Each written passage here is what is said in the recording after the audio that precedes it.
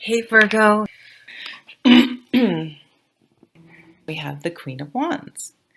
So the Queen of Wands tends to lead by example. She's very motivated. She's very enthusiastic. She's very determined. Like when she is passionate about something and sets her sights on something, she is unwavering. But she's also very encouraging of others. Her touch of the Empress is encouraging others by helping them see the excitement and good ideas that they have and motivating them to take action on them, not just to talk about something, but hey, that's a good idea. Are you doing that? Like every time you see her, she'll be like, hey, how's that going? That's such a great idea. And she'll have like 10 more ideas to help you um, put things into action. And she's just very enthusiastic and positive.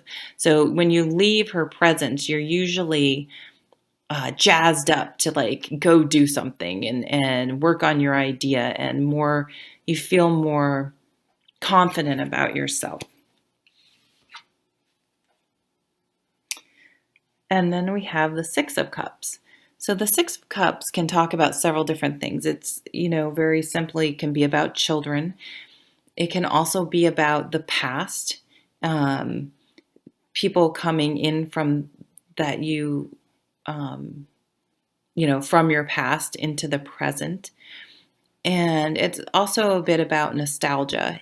So, it talks about sometimes when we remember how things were, we can either remember them better than they were or worse when they were. But if there was any way to actually relive the situation, we probably don't have it right. Like we don't, you know what I mean? It's not the same. Like if you go back to your summer camp, it would seem smaller or more run, it just wouldn't seem the same. You wouldn't invoke that same feeling and even maybe even look the same. So the only caution of this card is not to be careful how tied to things of the past you were.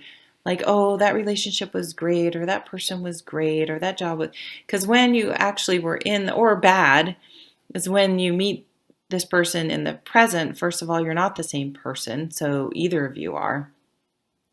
But, you sort of have to have an open mind that uh, things may not have been as bad or as good and most likely will be totally different anyway in the future. Sometimes people don't change at all. So, go with your gut. But all that said, I actually feel like it has to do with children. So that children may be highlighted. And if you're a single person that doesn't have children, perhaps something of your own inner child may come out. And it can also talk about looking in your past and if there's something you used to love to do as a child, seeing if there's a way to bring that into the future and or into the present and something that brought you a lot of joy, and see if you can find an adult way to bring that back into your life. And we have the Eight of Pentacles. So this is about a hobby, your work, something that you do that when you're doing it, you are 100% present in the moment, and it really feeds your soul. It's almost meditative. It's just a way of centering yourself. And so this could be, sometimes I hate to give examples because I don't want to limit, but this could be any sort of exercise. It could be gardening. It could be crafts. Doing these tarot card readings, I'm not thinking about anything else but doing my reading right now. I'm not worrying about anything else.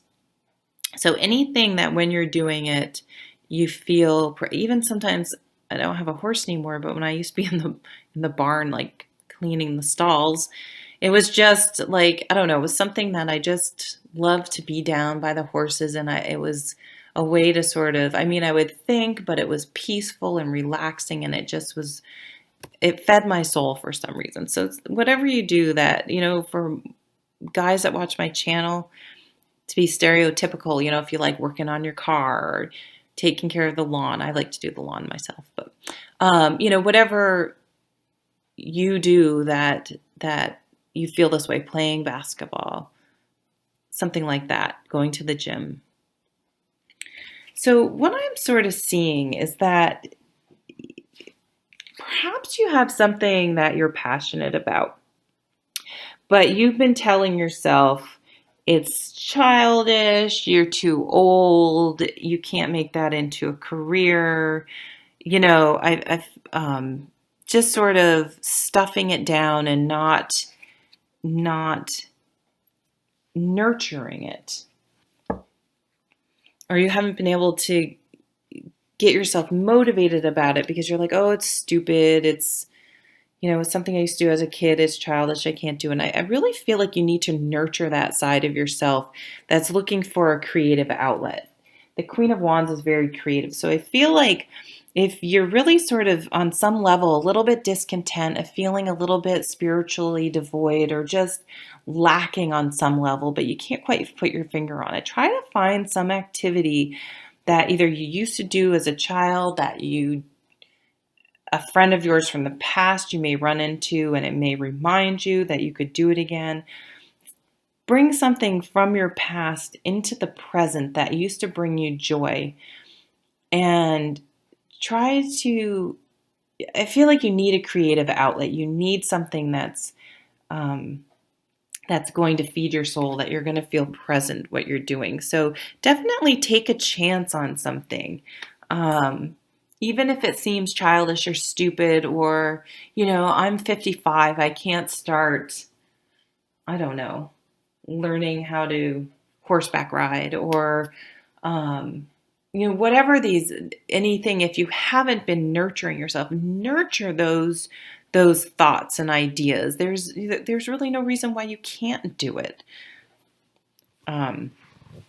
So try to be your own empress and your own Queen of Wands, and motivate yourself and nurture yourself and encourage those things, and encourage whatever your unique things are around your children. Encourage them, whether there's something you think are worthwhile or not. If they're really into, my son's, he watches the show American Pickers, and he's into like going to antique stores or picking around in garbage piles, and he thinks he finds these treasures, and it's awesome. And I totally encourage that because he likes it. And who knows, he may end up finding a comic book worth millions of dollars. I mean, you never know. Why not encourage that? It's something that brings him joy. And so it doesn't matter what anyone else thinks. Encourage that individuality in yourself and whatever feeds your soul this month.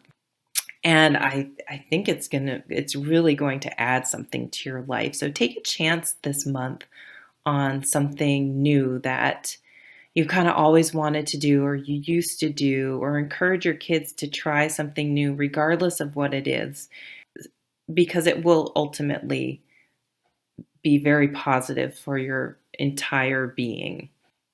Yeah, all right. I'll see you at the next video. Take care.